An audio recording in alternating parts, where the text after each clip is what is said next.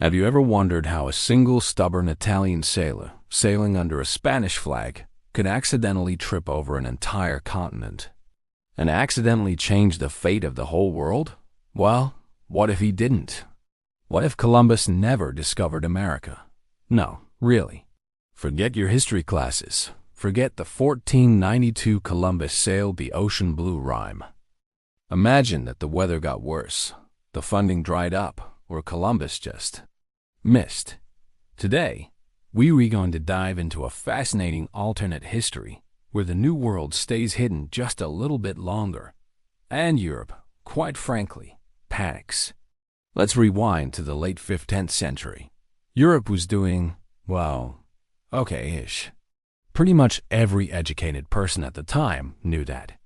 His real innovation was thinking it was much smaller than everyone else calculated, which, spoiler alert, he was wrong. But in our timeline, it changed everything.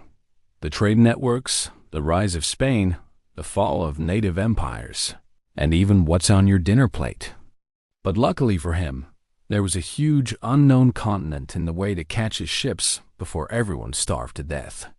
They turned the ships around and limped back to Spain, defeated. Spain was feeling rich, victorious, and very Catholic. Hey, remember Chris, the guy who spent months at sea and found absolutely nothing? The Black Death had wiped out about a third of the population not long before, which, ironically, meant more jobs and better wages for the survivors. Maybe they try to grab more land from the Ottomans. Maybe they fight even more with France and Italy, and parts of Africa and Asia. Other European powers joined later. Remember, in 1498, just 6 years after Columbus, Vasco da Gama reached India by sea. Over in Spain, Ferdinand and Isabella had finally kicked out the last Muslim kingdom from Granada. And then comes this guy, Christopher Columbus. Stumbled onto some islands in the Caribbean, thought he'd reached Asia, and in the process opened the floodgates to European colonization. Columbus wasn't the first to think the earth was round. So in 1492, with 3 ships, the Nina, the Pinta, and the Santa Maria, Columbus sailed west. It's a messy story full of ambition, greed, tragedy, and misunderstanding. Or if it does, it's smaller, poorer, and easier for England to sink. Now let's break history. Picture this. Columbus sets sail, confident and annoyingly stubborn, but halfway across the Atlantic, storms hit. The ships are damaged. The food supplies run dangerously low. The crew, already on the verge of mutiny, finally decides, you know what? We're turning back. Columbus protests, of course. Probably gives a dramatic speech about destiny and gold and God. But it doesn't matter. He arrives not as a hero, but as the punchline to every joke in Seville. Funding dries up. Ferdinand and Isabella move on to other projects. And the Americas? They remain blissfully ignorant of European sails on their horizons. And with that one change, we step into an entirely new timeline. In our real timeline, Columbus' discovery kick-started a frantic land rush. Spain grabbed the Americas. Portugal grabbed Brazil.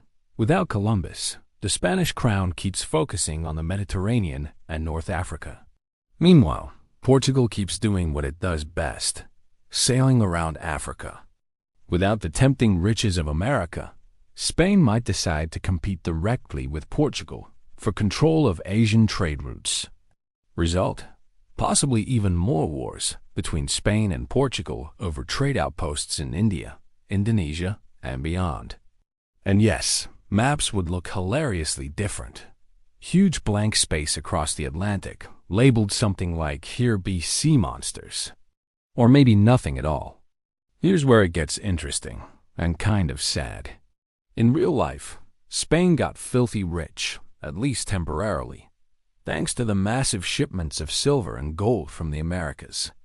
Without Columbus, that treasure never shows up. Spain never becomes the richest, flashiest empire of the 16th century. Spain stays a powerful kingdom, sure, but without that river of gold, It never quite dominates Europe the way it did in our timeline. The famous Spanish Armada? Maybe it never sails.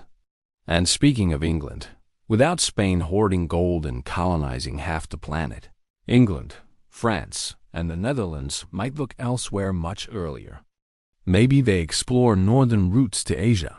Maybe they establish stronger trade ties with Africa or Russia.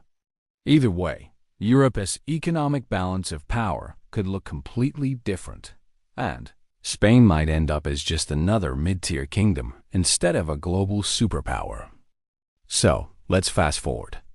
Decades turn into centuries, and Europe still hasn't discovered the Americas. At this point, the world starts to look very different, and, let's be honest, quite a bit stranger. Without Columbus kicking down the door in 1492, the Americas remain cut off from Europe and Asia, at least for a few more generations.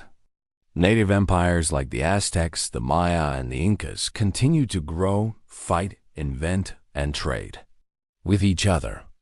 Imagine an Aztec empire that, instead of collapsing the Spanish guns and smallpox, gets an extra 100 years to develop metallurgy, agriculture, and maybe even writing systems to rival China. The Inca might expand northward or even invent their own sailing technology to cross the Pacific and trade with Asia. In North America, the Mississippian cultures might survive and rebuild after their population declines, forming larger, more complex confederations. Would they eventually discover Europe first? Maybe. Picture the headlines. Brave Inca explorers discover strange backward continent called Spain. Meanwhile, back in Europe, the Renaissance still happens, because human egos and rich merchant families in Italy don't need American gold to fund great art. But without New World silver flooding markets, inflation stays lower. European economies grow slower but steadier. Spain and Portugal keep fighting over Asian trade posts instead of carving up entire continents. France and England? They still bicker constantly, of course. But maybe they invest more in improving agriculture, building better ships, and fighting each other over smaller scraps of land instead of building massive overseas empires. Result: Europe stays more balanced, and no single country becomes a hyperpower like Spain did. One of the biggest consequences most people forget: the Columbian Exchange. In our timeline, it transformed diets, economies, and entire ecosystems. No potatoes in Ireland gives no Irish potato boom gives no great famine in the 1840s. No tomatoes in Italy gives imagine Italian cuisine without pizza or pasta with tomato sauce. No corn in Africa gives many African regions never experience the population growth fueled by this cheap calorie source. No horses in the Americas gives plains tribes like the Comanche or Sioux never become horse cultures. Instead, Old World and New World plants, animals, and diseases stay on their own sides of the ocean, at least until someone else makes contact. The world's menus, migration patterns, and even national identities? Completely different. In our timeline, European diseases like smallpox devastated native populations, killing up to 90% in some areas. In this alternate timeline, that apocalypse never comes or comes much later, maybe when contact finally happens under different circumstances, which means millions of indigenous people survive, cities keep growing, cultures keep developing. When Europeans finally do show up, they might find strong, populous nations ready to negotiate or fight back. Let's zoom across the Atlantic to the other side, the Americas themselves. Because while Europe is busy stabbing each other over trade routes, the New World keeps spinning, completely unaware that somewhere out there, people eat sheep cheese and paint naked angels on ceilings. And guess what? Without Europeans showing up with muskets, steel swords, and smallpox, American civilizations get a second chance to write their own story. In our timeline, the Aztec Empire lasted just about 200 years before quartz and a few hundred. Spanish soldiers brought it down, with a big assist from disease and thousands of local allies who hated Aztec rule. But imagine if no one ever arrived. The Aztec Empire was young, expansionist, and, let us be honest, not very popular with its neighbors because of its habit of removing hearts from living captives. Without European steel and germs, the Aztecs would likely keep fighting local rebellions and rival states. Maybe they reform. The ruling class realizes constant war is expensive and dangerous. Maybe they double down. More conquests, bigger temples, even bigger sacrifices. Power struggles, succession crises, economic strain. Over time, like every empire, they might weaken from within. But without an external shock like smallpox wiping out half the population, the Aztecs could survive much longer or evolve into a federation or even an early constitutional state. South America tells another fascinating story. The Inca Empire stretched over 4,000 kilometers, with sophisticated roads, terraces, and record-keeping systems using quipu. In our timeline, Francisco Pizarro and fewer than 200 men, with perfect timing and catastrophic diseases already raging, toppled the empire. Without Europeans, the Incas keep expanding north into modern-day Colombia or east into the Amazon basin. They might eventually figure out iron smelting, improving their bronze tools into better weapons and construction equipment. Their road system could become a true imperial highway network, boosting trade and cultural exchange. And maybe, just maybe, their quipu system evolves into a full written language.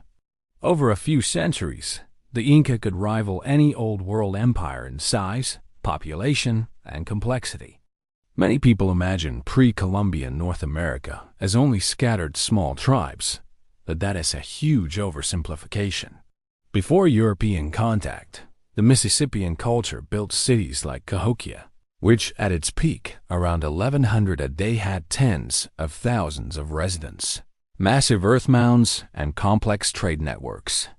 Disease wiped them out before Europeans even set foot inland. In this alternate timeline, with no foreign diseases arriving early, Cahokia might revive and become the center of a powerful urban confederation.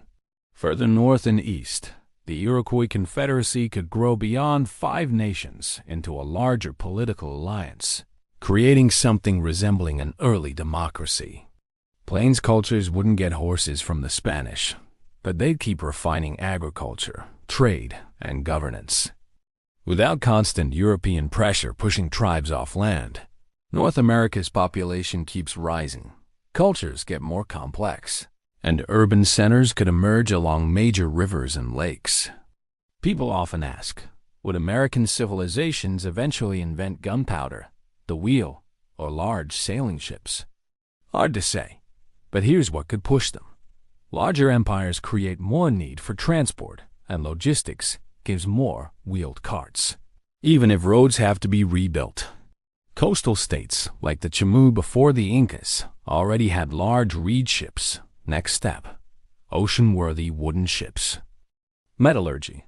Incas in Mexico worked bronze and copper, gives a few more centuries could see the discovery of iron or steel.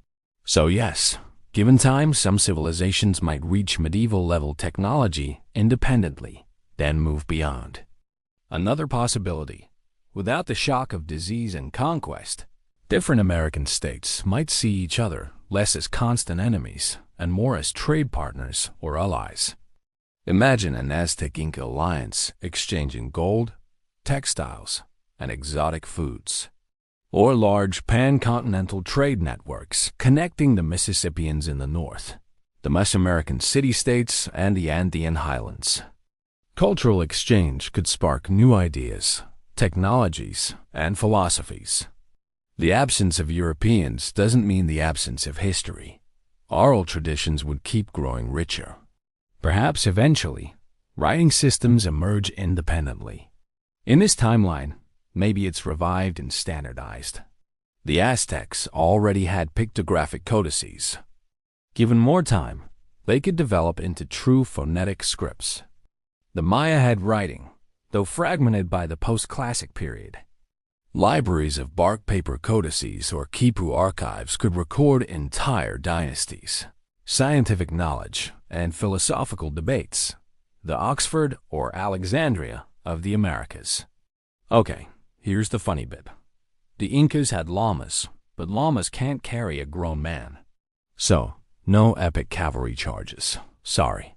But they might breed larger pack animals over centuries. Meanwhile, no pigs, cows, or sheep either. So diets stay based on maize, potatoes, quinoa, beans, and squash. Healthier in some ways, but less access to animal protein. If contact eventually happens, maybe when Chinese explorers or Portuguese ships finally bump into the American coast centuries later, it wouldn't be a story of conquest. Instead, imagine huge, populous, organized American empires greeting the visitors as equals. It's Europe, Asia, and the Americas share it. Trade, diplomacy, cultural exchange, not genocide and collapse. And the world could become truly multipolar from the start, instead of Europe rules the globe. So, let's recap. Columbus doesn't discover America. Spain stays a respectable kingdom, but not the blinged-out global hyperpower drowning in gold. England remains a damp island mostly annoying the French. The Aztec and Inca empires keep growing, collapsing, reforming, and maybe discovering each other over trade routes. North America sees city-states and confederacies rising along the Mississippi, Great Lakes, and East Coast. The Industrial Revolution arrives later. The global menu is heartbreakingly missing pizza with tomato sauce. And there's no United States, which means no Hollywood, no Marvel movies, no cowboy hats, and absolutely no pumpkin spice lattes. And perhaps, centuries later, an Inca ship finally reaches Europe, and some confused Spanish fishermen say, "Who are you? And why are your boats so much nicer than ours?" Funny thing, Columbus was actually wrong about almost everything. He thought the world was smaller. It wasn't. He thought he'd reached Asia. He hadn't. He died still believing he'd found a new route to the Indies. And yet, thanks to being stubborn enough not to listen to people with actual maps, he changed the entire course of world history. Or, in our alternate timeline, he just became a footnote. Christopher Columbus, that weird Italian guy who spent too much time at sea, came home broke and yelled at everyone about India. And that's the point, really. History isn't inevitable. It's a messy chain of accidents, stubborn explorers, political gambles, and weather forecasts gone wrong.